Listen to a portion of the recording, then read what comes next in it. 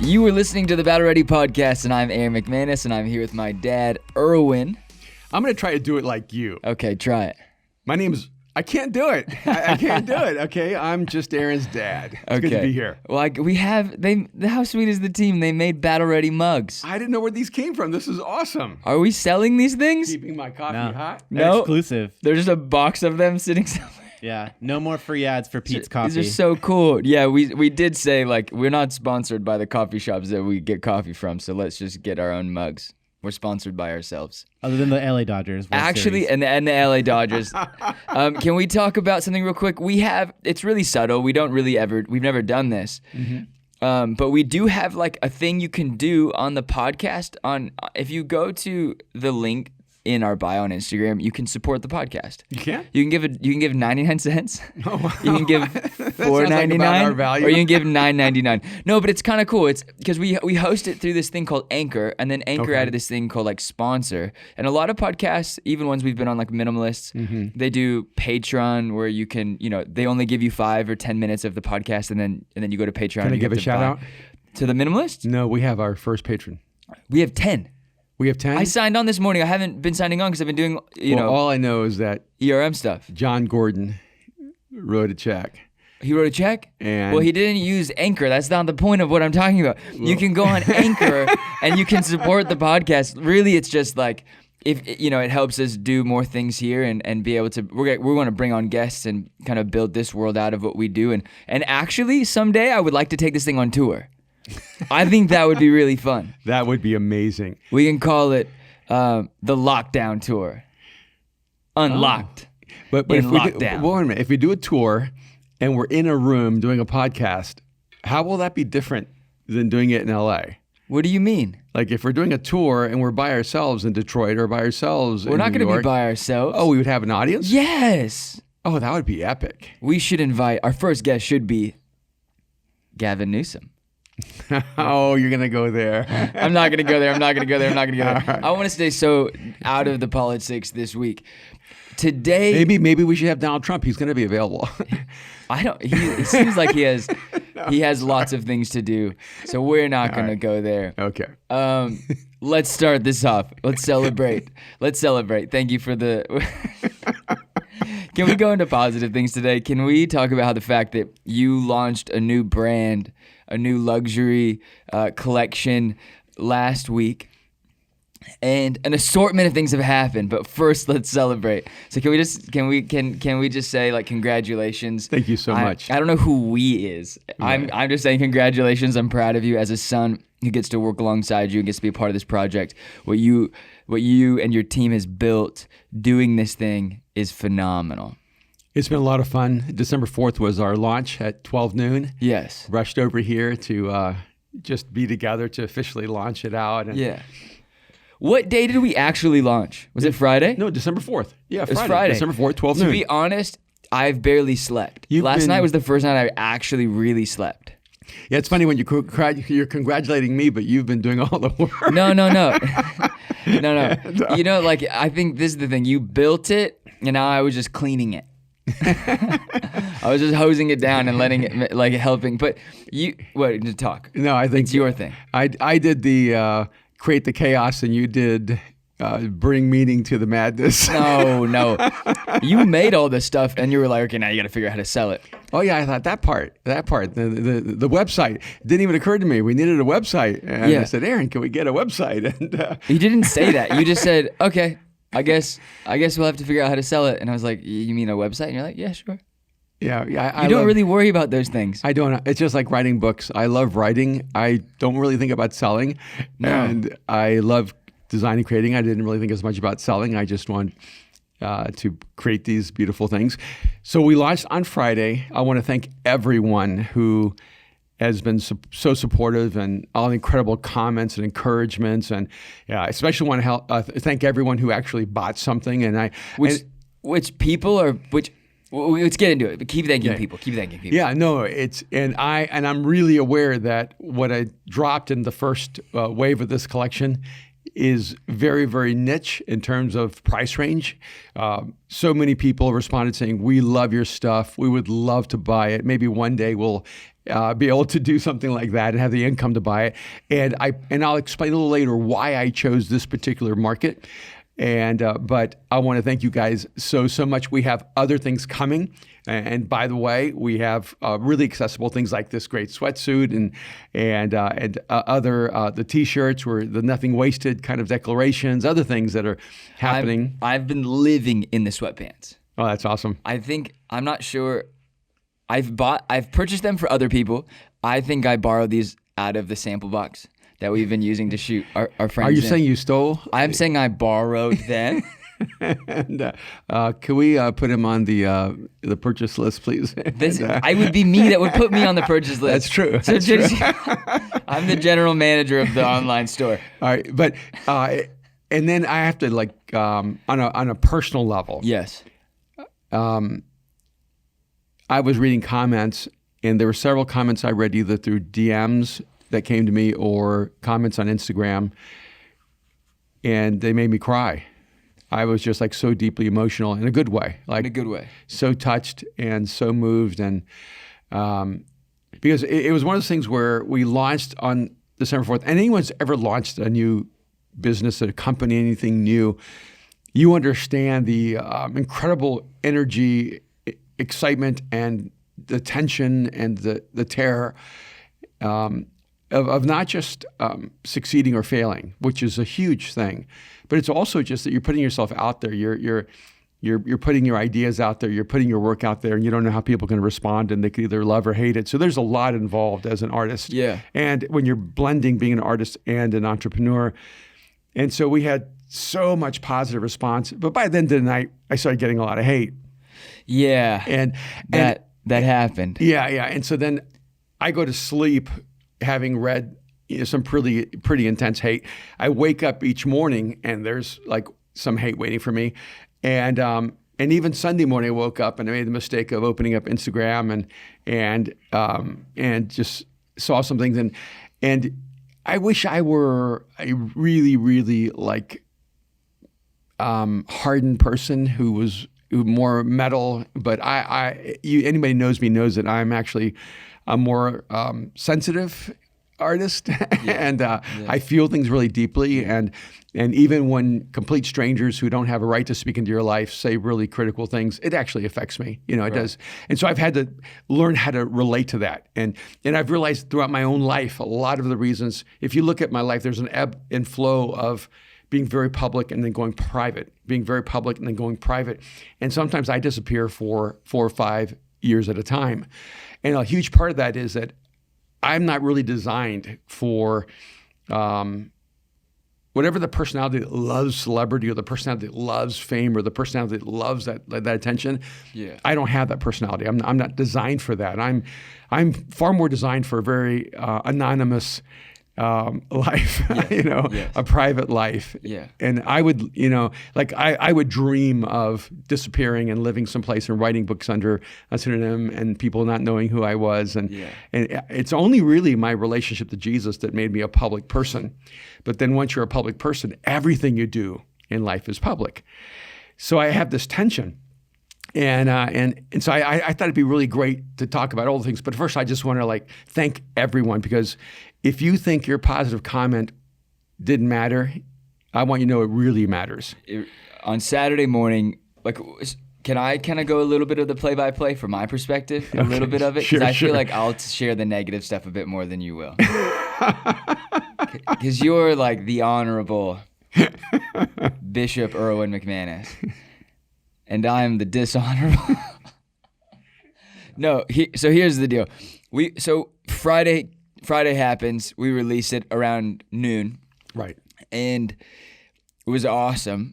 The site looks great. There's so many, I have so many great friends who are sending me typos and misspellings and you didn't do this or you need to do this and or there's too many zeros in that jacket. Zeros. But most of it was there's too many zeros in the jacket category. Yeah. I want to go into why we priced it the way we priced it, because we've been talking about the pricing for weeks.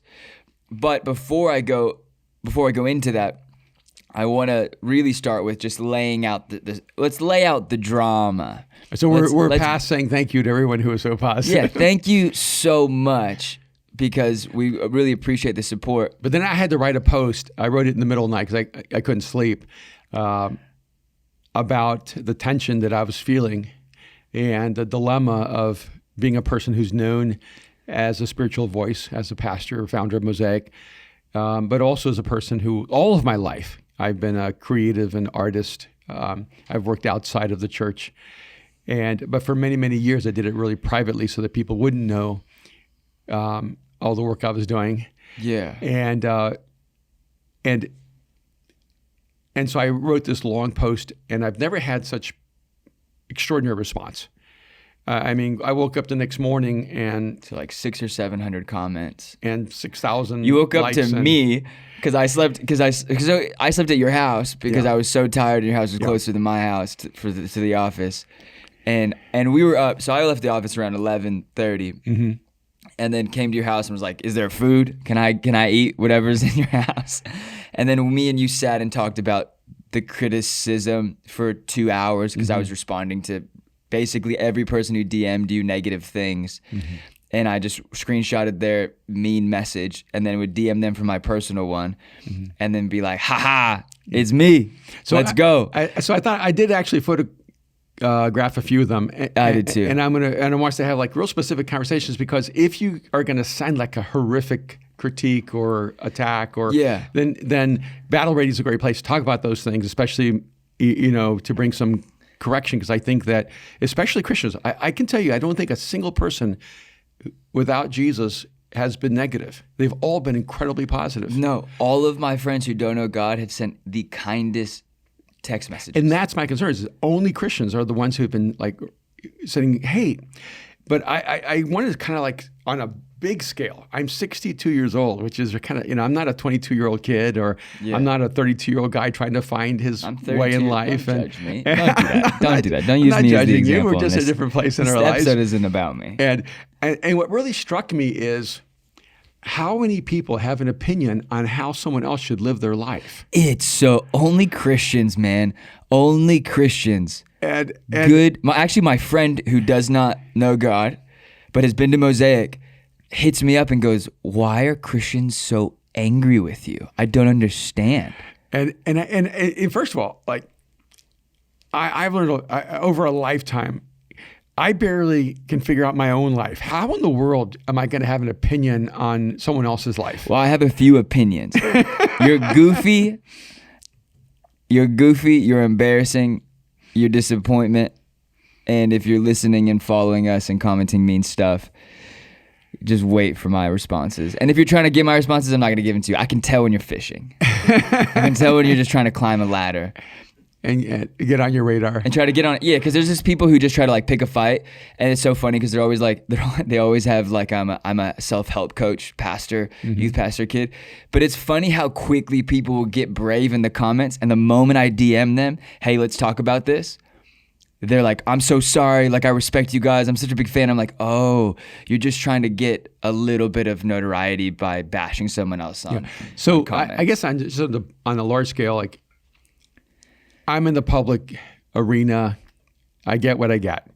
But what I would say is if you're so passionate about how another person should live their life, like you have so much, almost like anger about how other people live their lives, I would just encourage you to spend your energy creating the life you want to live for yourself. And making sure that you don't treat the people in your life the way you're treating someone at distance. Because like for me, I'm looking at it going, wow, if you are attacking me like that, how brutal are you on the people close to you? I'm so sorry for your husband. I'm so sorry for your kids. For your wife or for your kids. Because like if you are that opinionated, judgmental about other people, you got to be careful because you probably have unhealthy relationships in your life. Yeah. And there's a lot of people who are living a life that I would go, I don't think that's really the best idea. Or some people going, man, this is, that's something I can really get behind. But I don't spend my energy trying to attack those people because I have too much to do with my life. Use your energy creating your life rather than attacking other people who are creating a life.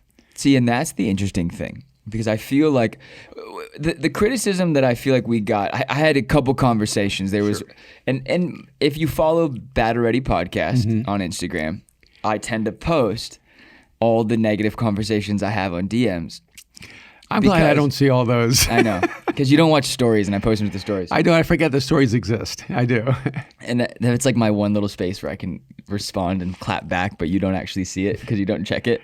So I try not to go to social media too much because honestly, my soul just can't take the amount of abuse that lives on that space. Yeah, and I think this is kind of like where I'm at with all of this, because the first conversation I had was from like an ex-Mosaic person who's, is like, I knew that the leadership was corrupt, and I heard a lot of things about you, Aaron, that you were verbally aggressive and mean. Yeah, 100%, I really was.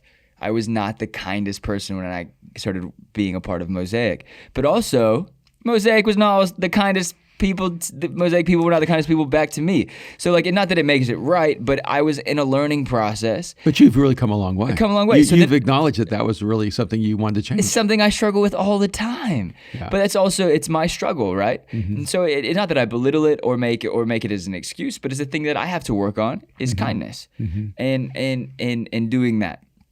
But I thought it was ironic that he started off with, I've found a lot of people, and we're starting to find each other, ex-Mosaic people, who really think you're a terrible person, and we're talking about it. And I'm like, the irony is that he's like throwing Jesus, what would Jesus do with like selling for this amount of money? And then he's going, but we're finding each other, gossiping about you, and then we're going to bring it to light. And I'm like, come at me, bro. There is nothing you can take from me that I wouldn't give up, except for my family and my life. I like my life. But you can take the job. You can take the public figure side. I would be grateful if you took it. Would be grateful.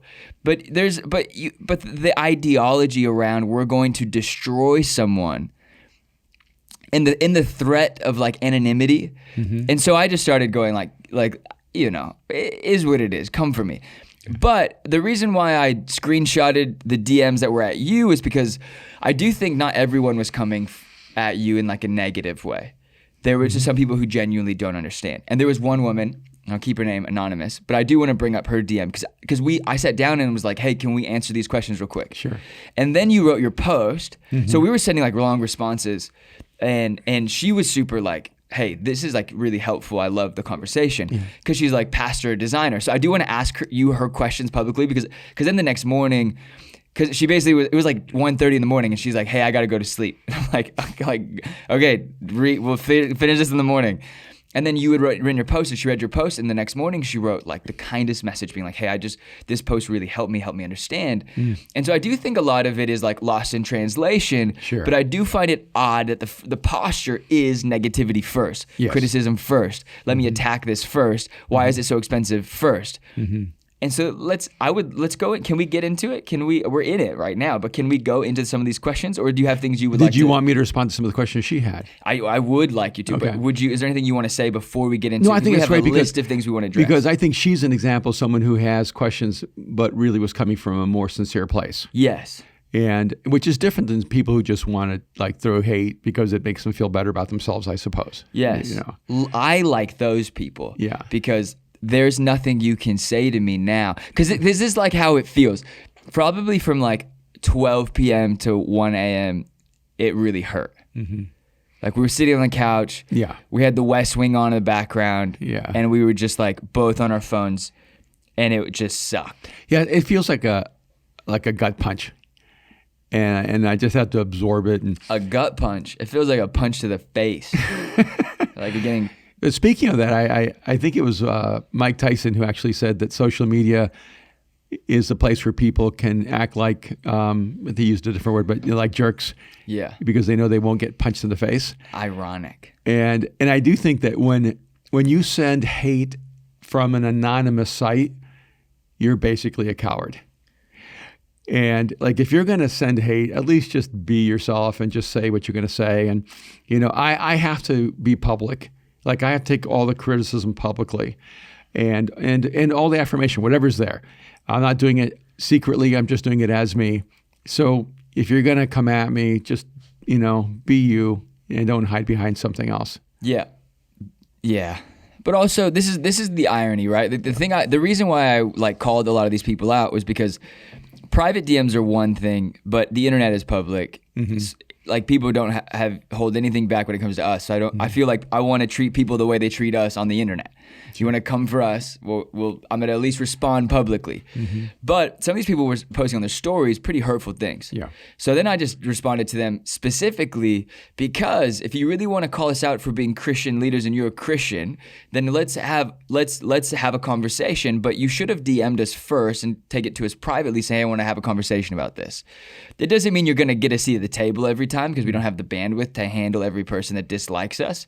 But to some of them, I'm going, "Oh, you want to patronize us first and demean us and the things that we're doing, but you don't want to actually have a conversation." So this is the funny thing. One, also learn how to argue.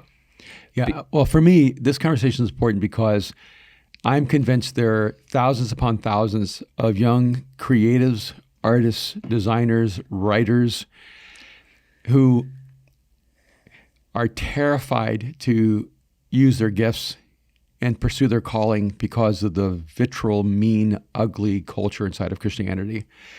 Yeah. And so I want to have this conversation because I'm old enough now to live the life that I feel called to live.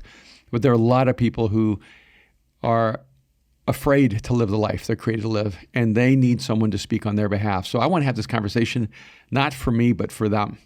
Yeah. So yes. Because I'm not one of them, but then I am one of them. Because I go back and forth. I'm like, I'm not a Christian. I hate this crap. But I love God and I love Jesus. But then I'm like, no.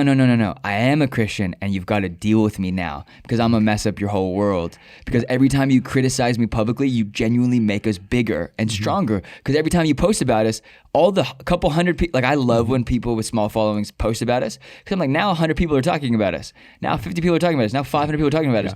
Whether you like it or not, you are feeding the thing that you do not like. Yeah. And I'm going to say this personally. When I was in the fashion world 10 years ago, and I was getting so much hate, and I remember taking a vacation, one of the few vacations I've ever taken in my life with your mom. We take vacations now because we realize rest is actually good. Yeah, it's really good. I love it. And then we work on the vacations. And I remember sitting with her, this little place, telling her that I didn't know how long I could do this. She said, like, what do you mean? And I said, I just don't fit in the Christian world. It doesn't reflect who I am and what I care about as a human being. And I thought when giving my life to Jesus, I would be entering a world filled with compassion and kindness, with grace. Surprise. And I said, I don't know if my soul can take this. And Kim goes, are you saying you don't believe in Jesus anymore? And I said, no, I'm saying that Jesus is the only reason I'm here. Yeah. And I remember I was having not a crisis of faith, but a crisis of the faith. Yeah. And then when I came back a couple of years ago, when I wrote The Artisan Soul, I disappeared for 6 years before that. I remember being in the backyard and I immediately got canceled for being a heretic for something. Yeah. And I told Kim, I said, it's okay, this time I'm ready. Yeah. This time I know it's a war. Yeah. Yeah. But I thought it was a war against a different army, you know. Yeah. But the war is a war from inside. I wish it was a war from the outside, but it's not. It's very interesting, isn't it? And so I think this conversation is really important, the one we're going to have even specifically now, because I'm ready. I got the DM. We cannot let Christianity stay at the level of thinking that it's at. No, but I wrestle with this because do you try to educate everyone or do you just try to take the people who are willing to go with you? Yes, that's what you have to do, but you also help. Yes, there were two options. It's the second one. Okay. But you give language to the people who already were with you. Like there are people all over the world. In fact, people DMing me saying, this is what's been in my heart, but I never had the language for it. Yeah. See, and I feel like in some ways God's crafted me to bring words to what people already feel inside of their souls. And you know what? It was hold on. Mariah McManus is calling me right now on FaceTime, and I'm just going to answer it because I just want to make sure. Hey, just so you know, we're filming the Bad Ready podcast, and people will hear you. Can you just say hello to everyone? Hello, everyone. Can you tell them that you're going to do another episode of Bad Ready with us soon? Please call me back. Okay. I love you. I just had to make sure, when your little sister calls you got to answer. Absolutely. Okay, so I can't remember what I was saying, but I'm sure I was saying something like I don't like Christians, but I love Jesus, and we're going to No, get just through that we this. have to elevate the thinking because Christianity has to become the epicenter of human creativity once again. Right, where but okay, so this the is what church is not seen as the enemy of the creative spirit. This is what I was going to say. You wrote The Unstoppable Force. 20 years ago. You were 41 when you released it? I was 40. Four- So I guess I wrote it a little long before that. Yeah. Well, when you started it to when you released it, you were around 40. Yeah, right. So Unstoppable Force said some things that the church was adamantly against at the time. Yeah. Could you list a few of those things out? Just really quickly. I talked about how the church is supposed to be the epicenter of human creativity. No. But that wasn't really that one. That's the Arts and Soul. No. What was that one? In Unstoppable Force. But in Unstoppable Force, you lay I out. talk about that creativity is a natural result of spirituality. I wrote that. You list your core values out. I said relevance to culture is not optional. Yes. And we even in an Unstoppable Force, I was arguing for actually the anthropology that every human being is a creative. And the artisan soul became basically the sequel of an Unstoppable Force from the church to the individual. And Unstoppable Force might be one of my favorite books you've ever written in your life. It's a little harder to read. It's harder to read. Yeah. But the reason why I think it is it's so dense. Mm-hmm. You were quotable on every line of that book. There's probably 1,000 pieces of art in the original book that I put into that book. The book is phenomenal. And I'm not trying to sell it to you. If you're a young, youth pastor, believer, not believer, whatever you believe in, if you want to study a modern theological book that probably changed the course of the church, read this book. But the reason why it's so important is because you have been establishing things that have driven the church into madness and into having to look at itself and reconstruct itself. Yeah. Unstoppable Force.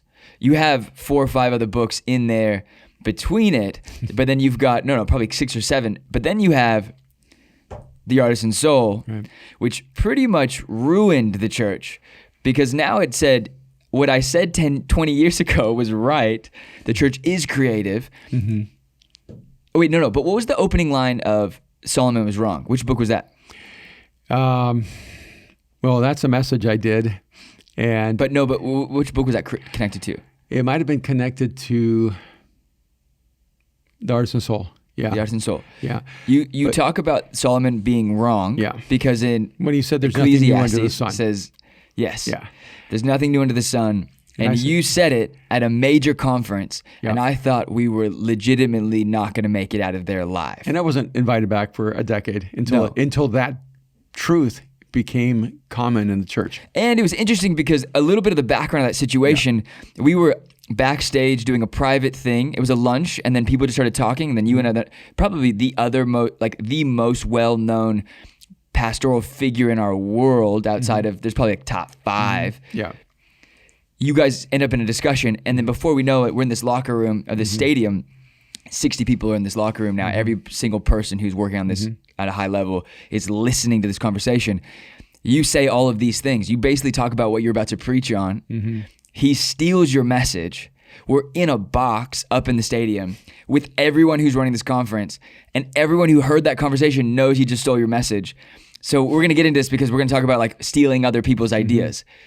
And then this happens. Then you preach a different message on Nothing New Under the Sun, and I'm watching every person in that room jaw dropped because a thing that you started doing is that you refuse to be praised for your ideas. So you decide to end this brilliant message, and instead of building it big, because you were the guy who was the Barbarian Way guy, you were the men's conference, build this big, yell, shout. You had passion. And speaking to 20,000 people at a time, you literally went, and walked off the stage. You said your final statement, walked off, and like don't clap, don't do anything, and you walked off the stage. And I remember being in the front row, being like, "Can someone please get us out of here? We're not gonna make it. He's never getting invited back." And also, thank God, because let's wash ourselves clean of this mess. The irony is, you went back and spoke at this conference 5-6 years later after you came. 10 years almost. 10 years later, after you came out of your kind of like, you decided to go and be more anonymous. And people thought you gave up your faith. People thought you gave up the church. People thought you gave up everything. But really all you did was you went back into the business sector full time. Yeah, and just stayed away from that whole Christian celebrity world. And you did speak, but you only spoke at Mosaic. Yeah. And so, which was, a lot of people forget that. And you had great people running it day to day, but and you were in an office across the street and you went back and forth.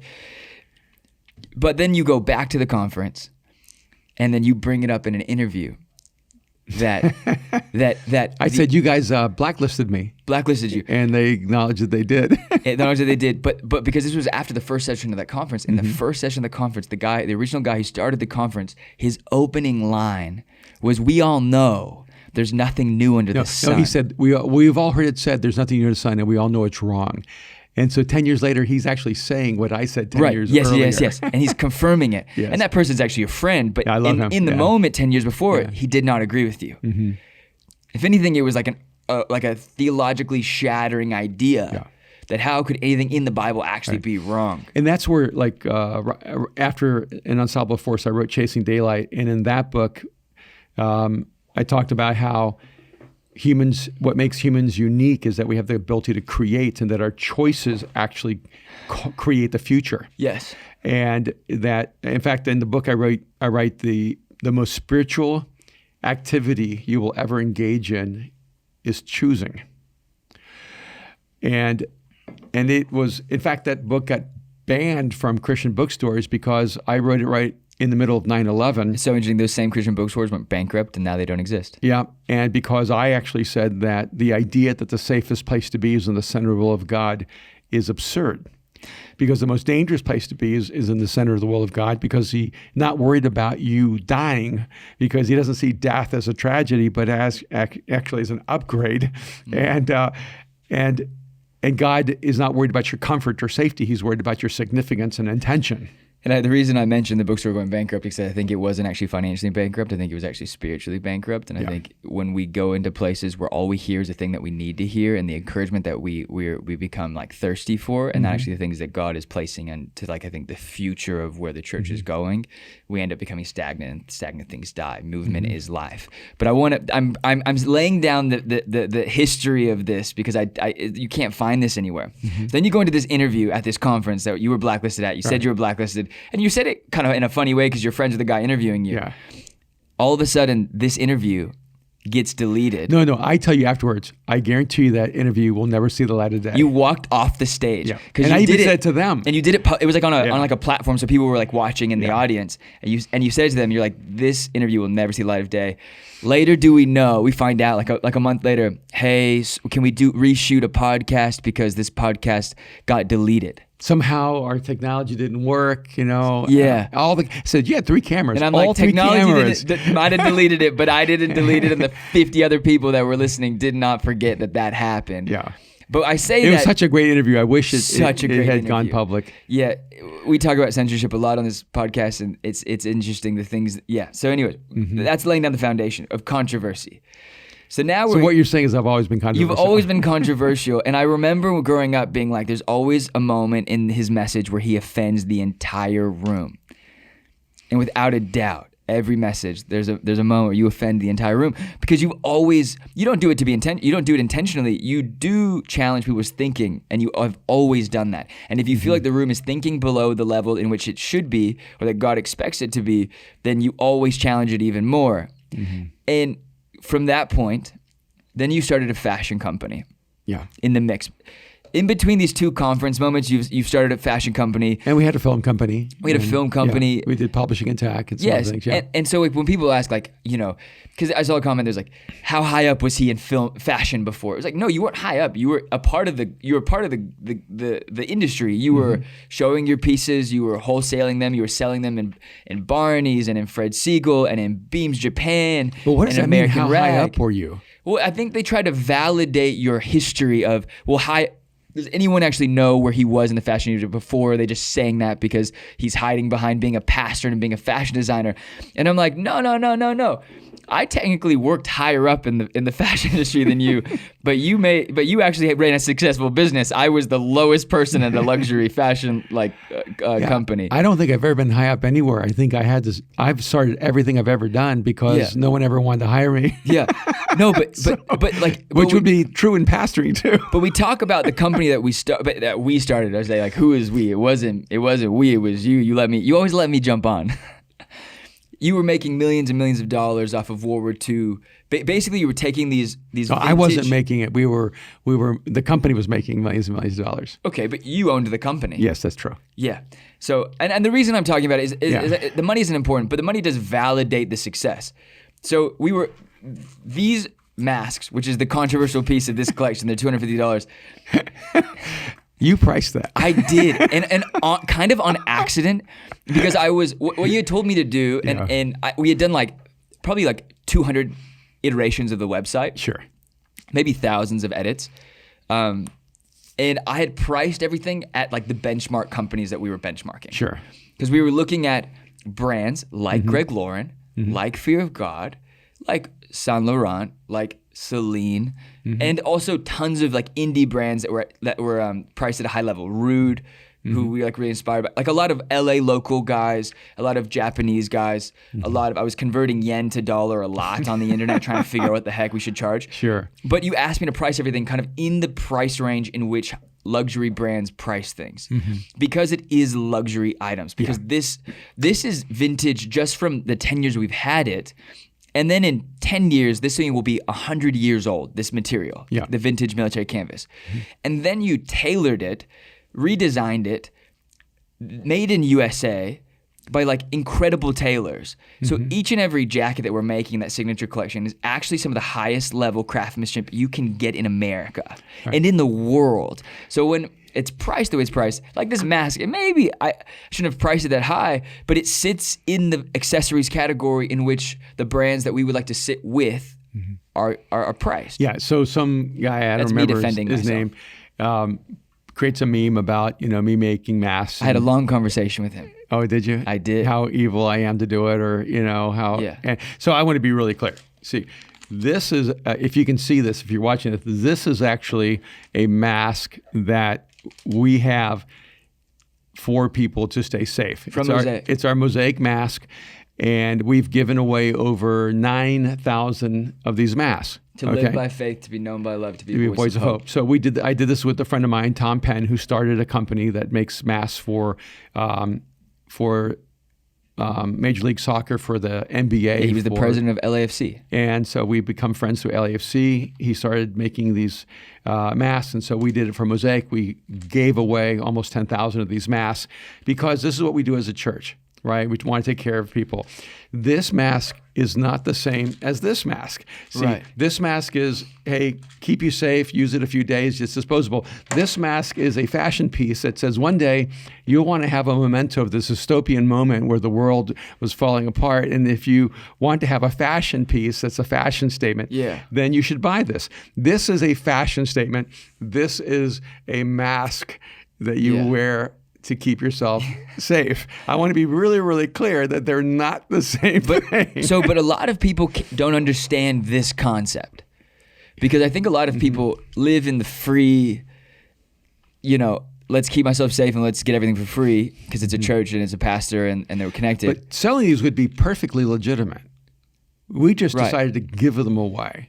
Right, because, against what I said, because I think anything. The reason why we let you support the podcast, the reason why we sell things, is because I do believe that things should have value, and things do have value. And when there is an exchange, there's also an exchange of belief, and there's also an exchange of connection. So, and that's something that you've talked to me. That's something that psychologists have talked about. That when you actually pay for something, you care about it more. So I want to get into this DM. Is that okay? Because this is from the woman who. Sure. We actually both. I screenshotted her DM that was to you, but you don't really see your DMs. So I screenshotted and addressed it to her, and then we got into a great conversation in which she read your comments. So I mentioned early in the podcast. She says, wait. A few questions. Are you selling this as a pastor or as a designer? Are you using profits as for-profit, quote unquote, or donating some to local shelters to help those who are jobless and homeless during the season, question mark. What is the purpose and goal of having a new clothing brand right before Christmas selling between $200 and $5,000? These are genuine questions, and I respect the hell out of you and truly respect your wisdom and leadership, but I would really like to know the answer to these questions. We got into like a really great conversation. I'm sorry for the bad language, but I didn't use it. I was quoting. So we answer the questions to her, but I would like maybe to address them because I think that kind of hits all of the questions people are having right on the nose. Are we cool doing that? Sure, of course. Yeah. So first question, a few questions. Are you selling this as a pastor or designer? See, only people who've been taught wrong put people into categorical boxes like that. Interesting. And I'm selling it as Erwin Raphael McManus. Interesting. And my identity isn't being a pastor or being a designer. It's just being me. And I've had a lot of iterations of what I do in my life and what I create in my life. And but the idea that pastors are not supposed to be entrepreneurs or have businesses or create work is not even a biblical idea, because Paul was a tent maker. He never stopped making tents. He probably made it out of repurposed World War II material.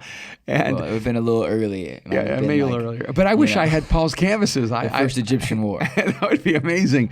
But there was never any mindset of, Paul was clearly wealthy. And making tents was never a violation to being an apostle. It was never, Paul, are you making tents as an apostle, or Paul, are you making tents as a tent maker? That dichotomy is a distorted modern construct. Where does it come from?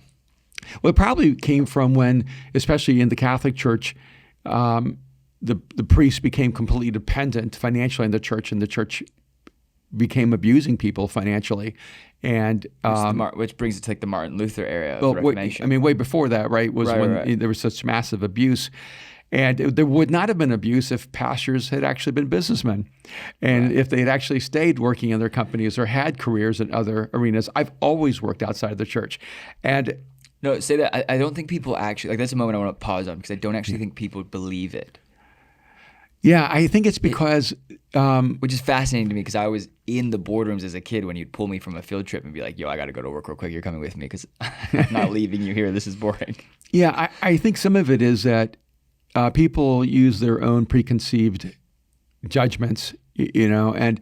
Do you think it's because it breaks the paradigm and what their projected understanding of what a pastor should be? Well, yeah, I think I disappoint people by not being what they need me to be. Yeah. Or what they want me to be.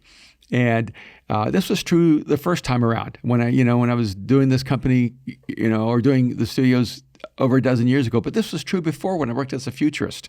And people go, wait a minute, what are you doing working as a futurist? And, what are you doing working for other companies? And which if you don't understand what a futurist is, he really did kind of coin the term with a group of few other people. Basically, you were doing projection consulting, like how to understand. Yeah, I had an ability to look at trends and look at culture, look at movements, values, and know where things are going to go for businesses, for universities, for companies. And so you'd sit at C-suite level situations, and you would help them understand where they're going as a company after looking through whether it's relationships, conversations, seeing how they operated, and usually you were able to do it pretty quickly. I was able to assess things really fast and figure out why companies were losing money, figure out how they can actually become profitable.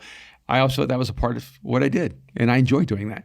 And but also I was able to help organizations figure out what kind of future they wanted to create, and then figure out the choices they need to make to create the kind of future. And that's what I did for a living. It must have been so frustrating when you did that in the mainstream world at a high level for people who were paying you lots of money to do it. They'd actually listen. Mm-hmm. You come to the church space, you tell them where they're going and if they're going to survive or not, and they wouldn't listen. Yeah. And that is my point of, of what you do for free oftentimes isn't valued. Yeah, and Because when you would do that in the church space, you would help so many friends and go like, this is where you're going if you do not see that you are dying. I tried to do it for Christianity. Christianity was just so difficult to teach. Right. The church was really difficult to help. But one of the things interesting to me is like when I turned down 7-figure incomes and chose to come to Los Angeles to work for free, none of the haters were trying to help me. No. And when I decided to become the pastor and my opening salary was $17,000 a year, total package, no one was trying to supplement my income. See, I had to go work because I had a wife and 3 kids, and all of you were, young. You and Mariah were 3 and 1 month old, and if I had seen the church as an economic platform, I would have stayed in the South and Midwest. I could have pastored a really large church, and I mean, I turned down 7 figures both in the secular and the church world. And it is something I do love about Texans because there were some very wealthy Texans when you were in Dallas saying, "What do you want?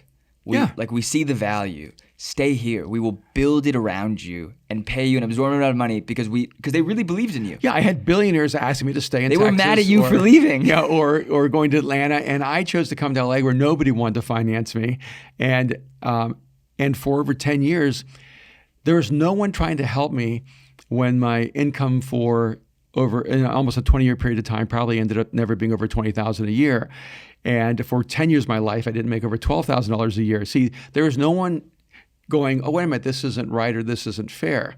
And so I always think it's interesting that people want to give input when they think you're making too much, but nobody wants to step up when they think you're making too little. It's so interesting, isn't it? And I made choices. Like, I've never needed the church to make money. I've actually lost money because I chose to serve the church. Right. And so I think some of the mindset is, do you only want pastors who do not have entrepreneurial gifts and capacity leading the church? Or do you want people who actually can run businesses and actually can create wealth, also serving the church?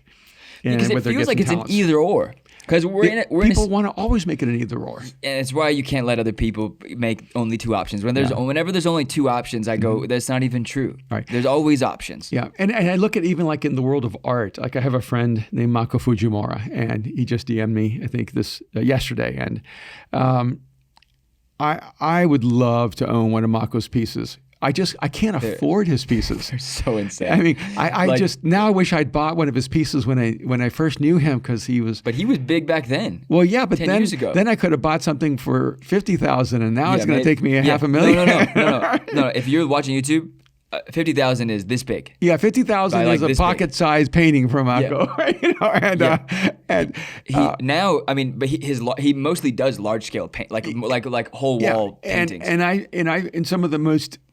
Probably the most affluent family I've ever been in their house, they have Mako Fujimuras on their walls. And he's there's like 5 families in LA that like museums and buildings are named after, and one of them. Yeah, like I could say the name, and half the kids that go to USC would know who that person is because all the buildings are named after him. Yeah, and they have 20 of them in their house. I don't even know how many, but my whole point is, and he does abstract paintings, right? So he's imagining, and it looks like he takes gold fibers, uses precious materials, and then he has this paper that only one like team in Japan, because he's Japanese, makes, and they're literally dying. So when at the end of their lives, he will never have this material ever again, and he infuses the minerals and the. Anyways, keep going. So if he makes a work of art that's going to be valued at $10 million, right? Is that unethical? Should he only spend his life creating art that everyone can buy? Because he could probably just throw splatter on something and sell it for $50 because he's so talented. And his signature is probably worth more than right. But the way Christians think, and I'm going to say this, and I'm going to be Christian specific right now. The way Christians think is that if you create something that I can't afford, you're unethical. Yes. And I'm like, Mako, I'm so grateful you can create art that if I sold everything I owned, I may not be able to afford it. And I want you to create art that I can never afford because the world can't afford for you not to create your art. Yeah. And so where did this idea come from that you can only make things that everyone can afford? It's a very flat-lined socialist mindset that says everything that can only be bought by a few people is wrong. Like I looked at Elon Musk's new Tesla. Is it the Roadster? The Roadster, yeah. I thought, oh, I'd love to own that thing. $260,000 for 1,000 people on the waiting list, whatever the investors wait. Yeah. And I looked at that thing and I thought, wow, I would love to have that. I'm not going to spend $260,000 because, I'd have to like finance my house or something, But that's not even true. That's not even true. But because we were having this conversation, and I don't want us to go into like a pretentious, think that people are going to hear this next 1 minute and think like they're the most egotistical people. But our mindset has shifted in the last 5 years. Because 10 years ago when you were making a lot of money, you weren't paying me very well. But I got to live off of your generosity. You were an intern. I was the janitor. This is the funny thing because we were working with this stuff, this vintage military canvas. And the irony that Paul was a tent maker is ironic because a lot of this is tent half shelters. It was the thing that they would coat in wax and put over the tents to make sure when they rained in World War II. So I'm going to say this before you start whining. Aaron has always been my lowest paid employee. Yeah. It's so when he started the company, it is a fight we have had for a decade. The whole time we had the company, he was always my lowest paid employee. Lowest paid. And when you started here, you started out really, really low even, Yeah, you wouldn't pay me because I was a hot mess. Yeah. And I was angry and I was not a nice person. And so I had to learn some things. And so this is my thing. You took me off my rant. And you're one of the few people I've fired a few times. Yeah, and I've handed in my resignation many times. Many times, yes. And there's been many times where you've put me going like, hey, we invest in your future, but you need to like shut your mouth and sit down and you're benched for a long time. With that said, you got me off my train. So these are tents. These are huge. No, I'm talking. No. They're huge tents. So when you like throw them, we fold them up, but like when you throw them out, they're pretty massive. Like 10, some of them are 20 by 20, some of them are 10 by 10, some of them are 7 by 5, whatever. But they smell so insanely bad. And not individually. Like if you have this mask, like we wash it, we put a treatment, we like even put it in like an aromatic like room so that it smells better. But when it sits in your car and it sits in your house, which so much of this is sitting in my apartment that I had to the point where I can't stay there anymore because it smells through the floor. I can smell it. It reeks. I had to sell my car after we stopped our last company because it smelled so bad. I would like go on a date and the girl I was dating was like, dude, this car reeks of vintage material because you would have me running around the city throwing stuff in my car and throwing it all over the world, like all over the city. And I was the runner. And so I just like, I don't even know. So it comes at a cost. It comes at a cost.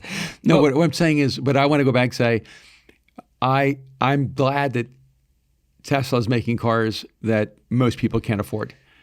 Yes, and our mindset has shifted because I think the more in the church world we are, the more nervous we get for our success outside of church. When we're in the church world primarily, there are Instagrams, there are websites, there are people on Twitter, there are people on Instagram that just bash Christians and pastors for being successful. The irony is they have such a problem with church, with pastors being successful, but the irony is that our success, you should want pastors to be successful. I love Koreans. Koreans want the pastors to be successful. They feel like it is on themselves to be generous, the pastor to be successful. We, in our world, we go, no, we're going to be businessmen as well. And it makes a lot of businessmen feel uncomfortable. But you have a crew of really great friends who have helped shift our mindset because they're all phenomenal business people who are incredibly generous. And they are the primary funders of Mosaic. And they also are people who are like, no. You sat down with them at a dinner like 3 weeks ago. Yeah. And then you called me and were like, all the prices are too cheap. Yeah. So this answers part of the question with pricing. I sat down with 3 of my friends who are super successful. Yes. And they started asking me questions about the line. I showed them some of the photographs and everything. And then they asked me the price point. I bumped it up a little bit in my head, and I said maybe around here. Yeah. And they immediately all said, you're way off. You're charging way too low. You don't have a viable model. If we're going to help you, it's like they all just took it on, saying, we're going to help you think this through, and then one of them just looked at me and said, "You need to have more respect for yourself, and your brand, and your value," and so we started working that through, and I had to kind of step back and reflect on that, and I never went up as much as they recommended I should go up. Right. I kind of found a midpoint in there where I felt like, okay, we're going to have a viable company if I do this. And because I want to keep doing this. Is not a nonprofit. This is a for-profit. This is a company. And so I have to pay employees. I'm paying people for the work. And, that's why I get discount. You said no. Okay. Well, I don't consider you. I'm kidding. I'm kidding. And I made a decision that this is something I want to do and build into, and so I had to think through what I'm trying to accomplish. Right. And so the price point really came on actual value. Going, if I was not a pastor, if I wasn't factoring in all the hate that would come from the Christian world, right. If I was just going into the design and fashion world, how would I lay this out? Yeah. And so I got closer to that. Yeah. And still undershot it. Like definitely undershot it, yeah. But which is a crazy idea, because most people are going like, how could you charge $32.50 for a parka? Mm-hmm. And I'm like, no, actually, if you look, and we're getting compared to Greg Lauren, they're saying you're ripping off Greg Lauren, but I want to address that right now. Okay. So I got a DM from this girl. And if you don't know who Greg Lauren is, I think he's the son or the nephew. You think he's the nephew of Ralph Lauren. Yeah. And so he's a phenomenal artist. Check him out. He's in LA now. So I get this, and it says, it has they took a photograph of Greg Lauren's site, and it said followed by Erwin McManus, and they circled it. And then Sarah says, Erwin McManus follows the designer he copied. And I went, oh, wow. One, I never even thought about looking at who follows who. I thought that's interesting. Yeah, really petty people do that. Yeah, I didn't know you could do that. Then I clicked on her. I blocked her on your account because I'm in all of your accounts, and I'm the one who blocked her. And I'm pretty sure she's a front for a celebrity pastor Instagram talking trash thing, because I think what he does is he creates fake Instagrams and then posts about trash talking from random people's accounts. So anyways, here you go. It's conspiracy. So I look at it, and I look at her site, and it says, "Be the change you wish to see in the world, Gandhi." And I thought, love Gandhi. Yeah, but if you want to be the change you wish to see in the world, why would you become a trash talker? So first of all, I thought this is probably not a great application of what you put down. But then I thought, oh wow, I didn't even think about the fact that someone would ever think I was copying Greg Lauren, and I wanted to show. Oh, and then some other guy picks us up, some preacher. Don't say that. Fashion thing. Yeah. Right? Oh, yeah. And so then suddenly I get on my thing, and it goes, check out Erwin McManus through line. He's sending us to Greg Lauren. They copy your designs, that's for sure. Erwin McManus don't copy other artists' work. Embarrassing 10 years of dreams work, blah, blah, blah. And so I'm reading these going, oh, wow. So she kind of starts this chain. So this is how that happened. I think this is really funny. So Greg Lauren started in 2011. Yeah, and I started in 2009 with McManus Studios, and when we were doing our bags and everything like that, and I had a repurposed military material. I remember in 2011, I think it was, I went to a pop-up shop in Soho because we had a place in Soho. In Soho, New York. And Greg did a pop-up over there because we were using military material. Yeah. I walk in and I see he starts using military material. I remember because you sent me photos. You're like, yo, we have to check out this collection. This guy's amazing. We got to buy some of his stuff and support him because he's in the same world that we were in. But I never had the thought of, how dare he use the same material I'm using. I've been using this for 3 years. I now have the market on it. Yeah. And then in around 2012, I stepped out of the fashion world. He kept going, built an amazing line. In 2014, I got one of my friends said, "Hey, do you want to come to Greg's family and friends pop-up shop over Melrose and Highland? Yeah. So Christmas, you and I went over there. Which is crazy because it's like in the neighbor. So like I thought he was a New Yorker, and then all of a sudden he's around the corner his from office is me. around the corner from our church and in your house. And so we went over there, and at that time he was doing these plush, like Super big loop thick knit. and Woven. so we bought everything we could afford. No, but the cool thing was his family and friends, so he's selling it like at wholesale. It was like Yeah, super we don't want to cheap. say how cheap. It was No, just it was like because we want to keep respect for his brand. yeah, but you know, it's like super expensive stuff that we were getting at a nothing but love kind of discount. Yes. And so we all treated each other that year. But that was 2014. But there was nothing really military in there that day that I can remember. Yeah, I don't know. It was all because he changes it up. Like he has like a lot of it's like dead stock vintage. But he's not the only one who does that. No, but my whole point is, in the whole last 12 years, it never even occurred to me to follow him on Instagram. What happened was I was sending designs to people like Jerry Lorenzo from Fear of God, and to Renee from RTH, used to be with Ralph Lauren, and Tamir Cohen, who is a jewelry designer, and local legend guy. Yeah. Brent Kreider over at St. Laurent in New York, and you know, getting perspective and feedback. And then like a few billionaire CEOs that you're friends, Yes. and so we're not Yeah. going to name them out of their own anonymity, but like they like being super private. Yeah, guys who went to Ivy Leagues that have like MBAs, A lot of Columbia grads and things like that. So Cornell, so Harvard, then I sent it to Mior, and Mior goes, "This is beautiful."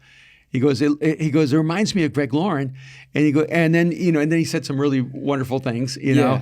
But he never for a second was like, "Oh, you're copying Greg." He was like, "You should check it out." So I thought, "Oh, I should check it out." So I had never even gone to Greg's site, didn't even know what he was doing anymore. Yeah. And so I decided, I'll follow him, just like I follow Jerry and other designers. Yeah. So I'm, quote, caught following the person I stole from, except I didn't even see his stuff until after our collection had been released. No, but it doesn't matter. He doesn't have he doesn't corner the market on vintage military World War II stuff. Lots of people integrate that into their collections. But what is the mindset that now goes, oh, you clearly couldn't have owned this material for the last 12 years, although I have had it in a warehouse sitting for a decade. I could not. And then they were comparing "nothing wasted" to whatever slogan he uses. Which I didn't even know his slogan. I didn't know it either. She mentions it like that petty girl was like mentioning it in her thing, and I was just like, we use we were using repurposed materials long before actually it was in J. Crew and before it was like people were doing collabs with We it. saw other people stealing Our ideas. I I could not fit the list of names of churches and pastors and Christians who steal our creative stuff from Mosaic. Right, but the thing is that No, like I literally could not fit it in a credit listing as long as like the Lord of the Rings trilogy. But because it's a church, it should be considered open source. Yeah. But it doesn't not piss me off when I'm like, yo, you could have at least tagged us and let us know. Yeah. Let people know where it came from. Well, anyone who is a designer can see the difference between Greg's work and my work. And I hope one day my work is as good as his. I'm just getting started again. Yeah. You know, and I'm really proud of what we've done. I love his stuff. And I would have no problem buying his stuff and wearing it because I think it's brilliant. And if you met him and like, this is the thing. There's no embarrassment. No, he would know that there's a difference. He could see the difference. In fact, he might be insulted that someone might think that. For sure, he'd be like, "I've been working on this for 12 years. These guys did it for 3 months, and then they're being compared to me." Like that'd be, but that isn't the point, right? No. Like people just want to hurt you, and people want to hurt us. They want to prove somehow that you're not valid. But the irony is that if they're comparing us to Greg Lauren, we are underpriced. Yes, I was going to say. His stuff is even more expensive than ours. Way more expensive, like thousands of dollars more. We actually made sure that we sat under his pricing because we're like, look, we're not there yet. Mm-hmm. Let's get there. But this is the cost of what it takes to make goods in the U.S. here. Yeah. And, you know, one of the people we're pretty close to is Jerry Lorenzo at Fear of God. And when I sent some of the early images to Jerry, he's like, oh, man, vintage is a great foundation for any new line. And he was one of the people who actually encouraged me to keep going and to trust this direction. And he was one of the ones that told me, don't undervalue yourself. Make sure that you put a price on it that reflects your work and the value of what you're doing. Okay, so we've spent a lot of time on this question. So can we jump to the next question real quick? Sure. Because I want to fire these up. So just answer real quick. Pastor, designer. Human. Okay. That's a great example of this, the third option. Are you using the prophets as Are you using profits as for-profit or donating some to local shelters to help those who are jobless and homeless during the season? I find that an odd question because nowhere on the site does it say we're nonprofit. It's very clear that we're for-profit. But can you answer that real quick though? Like we went on 45 minutes on that question, both because we were heated. Yeah, my wife and I give a ton of money away. And what we do privately isn't something we make public because Jesus says that when you give money, you should do it privately, not to let people think you're generous, but to actually be generous. Right. I think a lot of companies... So are you using it for profit or nonprofit? For profit? No, the company is for profit. For profit. So the company is separate from Mosaic. Oh, completely. Yes, but we hire Mosaic people. Because of the best people in the world. Yes. So Nicole Lewis is being hired to shoot all of our photos. She's amazing. And she's unreal. And I talked with her and go, what cameras would you use to shoot this? And let's go get them. And then we go and get them. And then we rent them and do the whole thing. What models would you use? Which people would you use? And we collaborate. You know, like we build from the inside because we believe we have the best people. Yeah, because we're family. Right. So, okay. So next question. Oh, and also like it's for profit. We hire people who need jobs. Yeah. I was able to hire people over the weekend to help me with the launch who did not have jobs because they've been furloughed or their hours have been reduced so much. So, and I'm not hiding behind that, but we're generative. We are providers. Yeah. We don't hide behind this idea that people need to give us money. No, Mosaic, a part of Mosaic in tithing, that's biblical. Because this kid brought it up, if you're making so much money, you're charging so much money, you guys should pay for Mosaic. No. That isn't the point. We should be a part of the sacrifice. We should be a part of the tithe. And on top of the tithe, we should be a part of the sacrifice. As a Which Christian, we always have been. Always have been. As a Christian, we are called to tithe.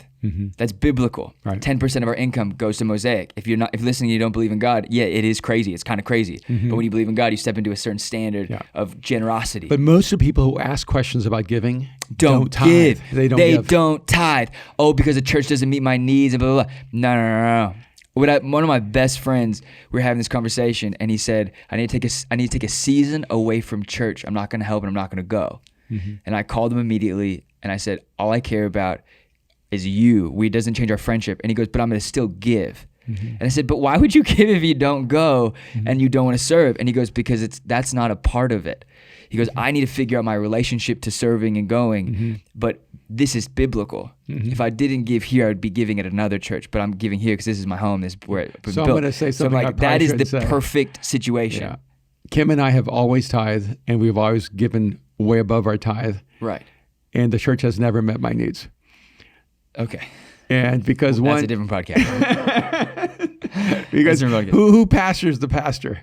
Yeah, no. Like who speaks into the life of the person who's speaking to everyone's life? Yeah, it's tough. It's a lonely job. I don't go to church for church to meet my needs. In fact, I go to, when I'm involved in church, it's draining all the life energy I have out of me to give what I give. And what I love about the season of your life, and I don't know, I'm speaking for you, but it seems like God has placed incredible people around you in the last 5 years who genuinely pour into you on a relational This level. is the most fun I think I've ever had in terms of new friendships. Man, I got people in my life right now, and I don't know if I would have started this company without those people in my life. They've been so supportive. Okay, so this is the last question that she asked. What is the purpose and goal of having a new clothing brand right before Christmas selling between $200 and $5,000? Well, Christmas is the best time to launch. Yes, a brand. Because if people want to buy something for someone they love, yes. It's when you sell. So it's just a good financial business decision to do that. Well, I didn't launch on Black Friday because I didn't want to be a part of the chaos of Black Friday. And I don't know that we ever will do a Black Friday. No, because I didn't want to start on sale. I started for sale, not on sale. Right. And so I think that the idea. Oh, and this guy, man. So hold on. So I want to ask a series of questions. This is my line of investigation. Is that okay? So then people would go, "You're $3,000, $3,200 for a jacket. That's materialism." So how can you be materialistic when Jesus says, "Get rid of all your material possessions"? He doesn't say that. But they're quoting verses. Right, but he says that to a person. Right. And he says different things to different people. Interesting. And in fact, when you look in the book of Acts, when Ananias and Sapphira, they were judged because they pretended to sell land. And what actually they were told wasn't that land yours to keep? Yeah, just don't lie about it. Just don't lie about it. Don't pretend you're being generous. And which is one of the reasons I'm not connecting the company going, oh, you should buy this jacket because we're doing this. No, if you can't afford the jacket, don't buy it.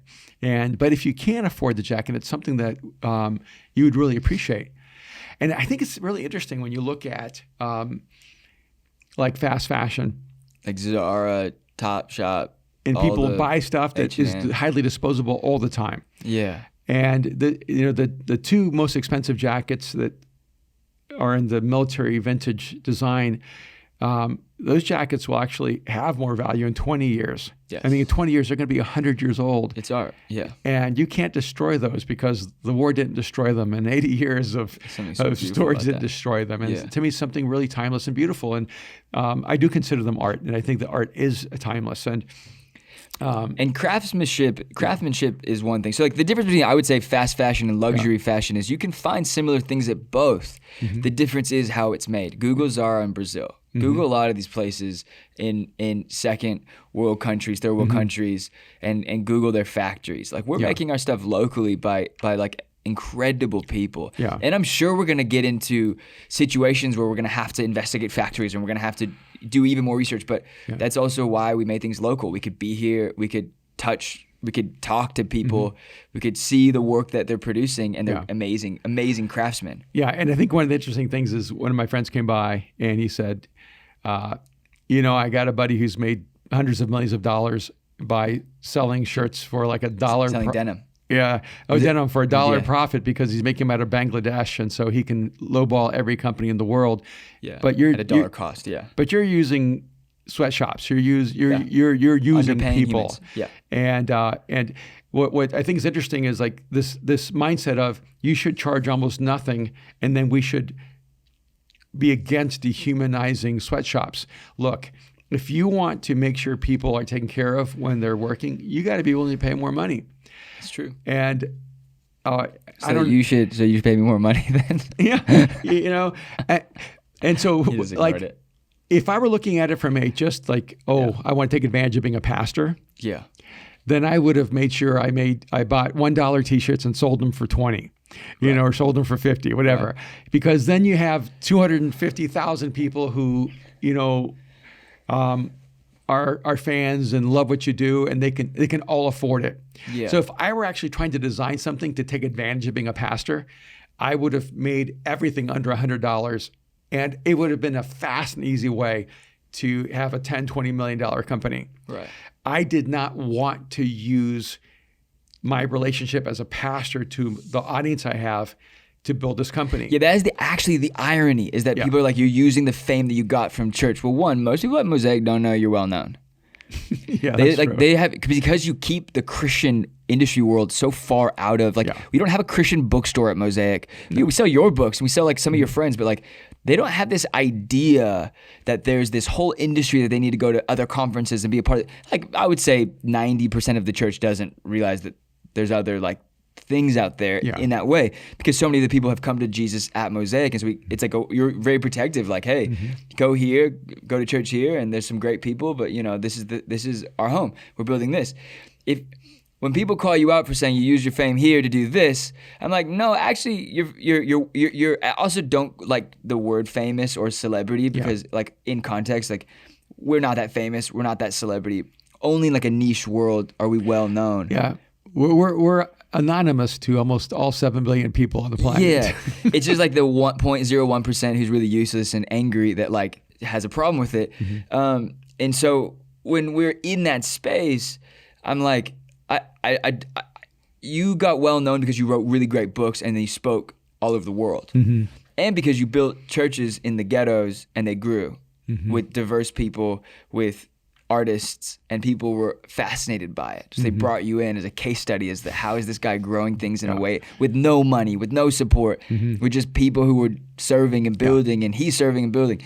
So that's the beautiful thing about that. So if when you make that point of like, if I was selling stuff under $100, I'm selling to the church market. Right. And if I'd wanted a get rich quick scheme, I would have built a company where I sell everything for under $100, and it would have been the easiest success. I've actually chosen a path where success is really difficult to achieve. Yes. I've chosen to try to create something where my relationship as a pastor has zero benefit virtually. And when you sell something for $2,600, you sell something for $3,200, you either create something with quality that inspires people and compels them to buy it and want to wear it, or you don't survive. And so if anything, you should realize that what I've done is I've made sure that my Christian celebrity, which I don't have, but that's what people are trying to, point to, has almost no bearing on whether I succeed or not. If I'm not a good enough designer and artist, I will fail. And all of you who want me to fail, you'll get to enjoy that. Yeah. And but I wanted to succeed or fail based on doing something that I'm really proud of and that I felt would be timeless. And so I'm actually really proud of it, by the way. And just a question for the haters, Yeah. and for the people who like to talk trash, we sold a lot of those jackets. And ironically, not from like, I can't afford that jacket. That's the irony. Yeah. So You don't want to address it. No, I want to address the success. Right. We sold a lot of stuff. We did. We made money. We're a success in our own right in that we have made sales and things are growing. And it's like, it's hard. How do you sell black sweatpants that cost $260 when no one can come and feel them? All I'm gonna say is that they're really soft. They are really, really soft. That's what I'm wearing right now, and I wear them every day right now. So, and this was my response to the one kid who like had shot with some of my friends. This photographer, I think his name was Ty, and I was like, basically, I'm gonna talk like, thank you so much for fueling this conversation, because I screen recorded our entire DM conversation and then I posted it to Bad Radio Podcast because some of you, whatever. I think people should see how other people talk to people in private. And he's like cussing me out having this conversation. And I'm going, look, you're fueling my greatness, because you're saying I'm a materialistic person, but I want to create the greatest materials on earth. And I'm going to use, and I'm not hiding behind Jesus, but if you're going to use Jesus, I'm going to say he turned water into wine and turned it into the best wine. His response was, he gave it away for free. And I'm like, there is no winning in this conversation because your rationale is not actually legitimate. So what I'll say to this is that every time you talk about us, we get larger. Even if you hate us, because the more they hate us, the more they put us in the same category as the people who want to be in the category. Well, what I would say too, though, is the mindset of modern Christianity would not allow a Picasso to exist. It would not allow a Ralph Lauren to exist. No. And would not allow a Jerry Lorenzo to exist. No. And would not allow a Malcolm Fujimori to exist. And I'm not saying I'm in the category of those people, but I am saying I'm aspiring to be in their category.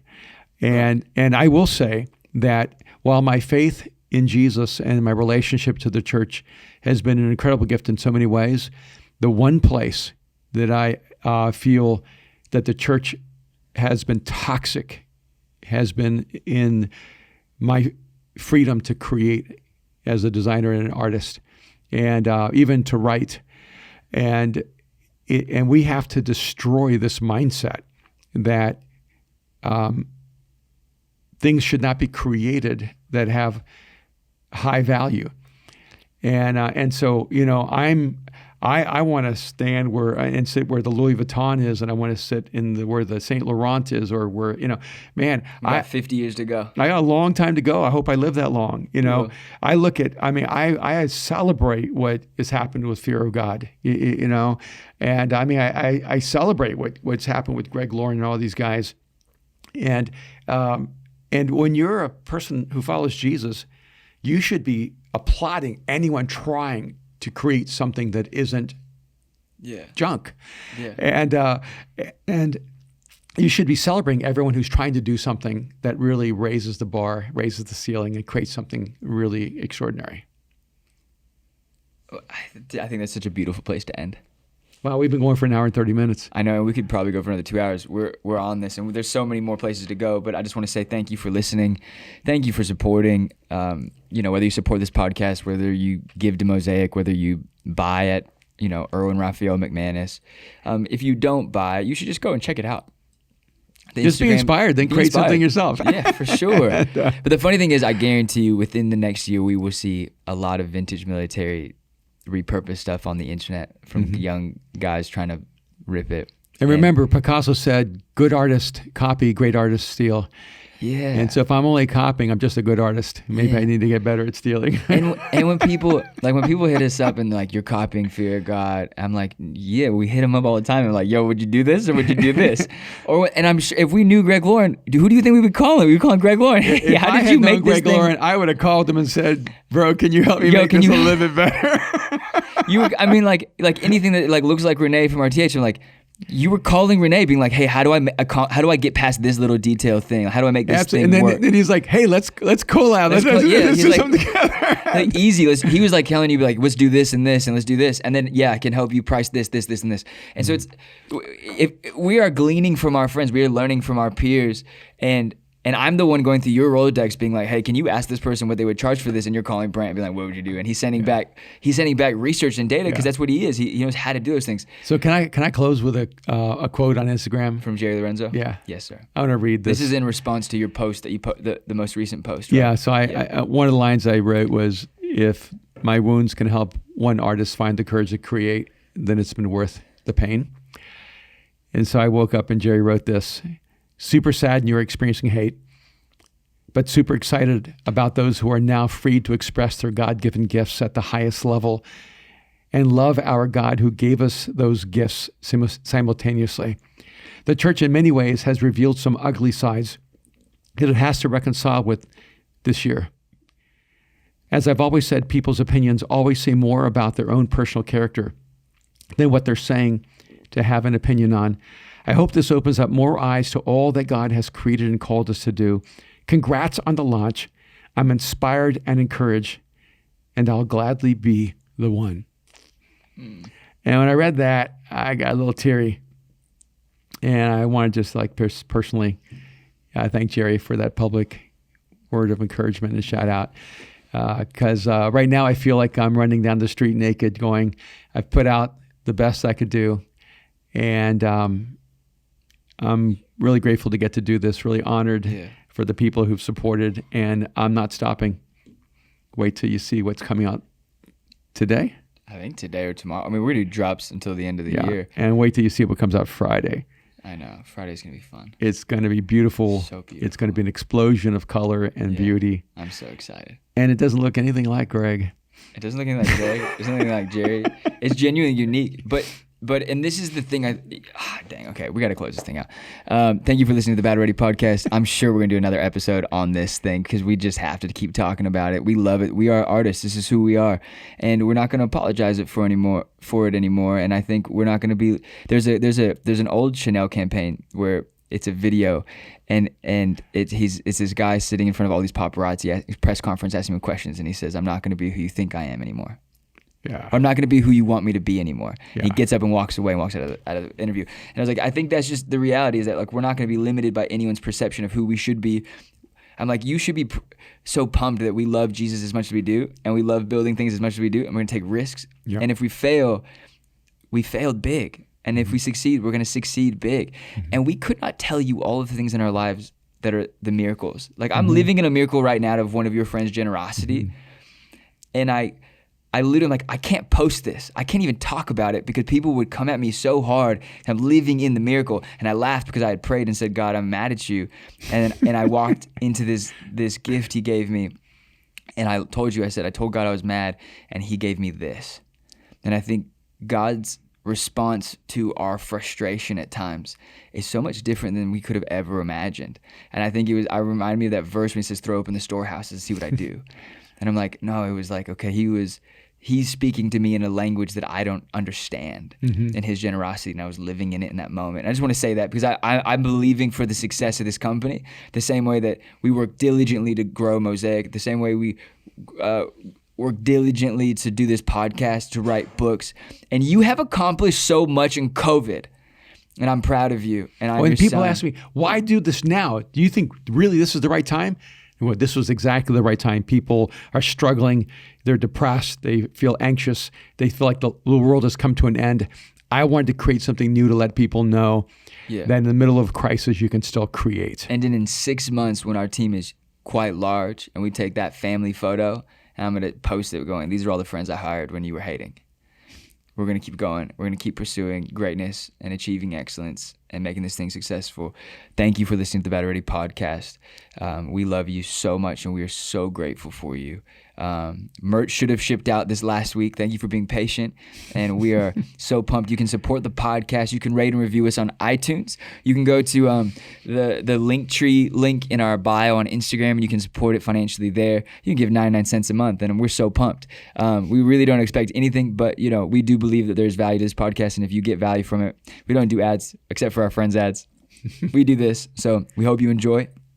And if you're listening and you don't go to church and you want to check out a church, join Mosaic for the holidays. Mosaic.org/live every Sunday, every weekend. You can check it on YouTube too, whenever you want. We'll talk to you guys soon. All right, take care.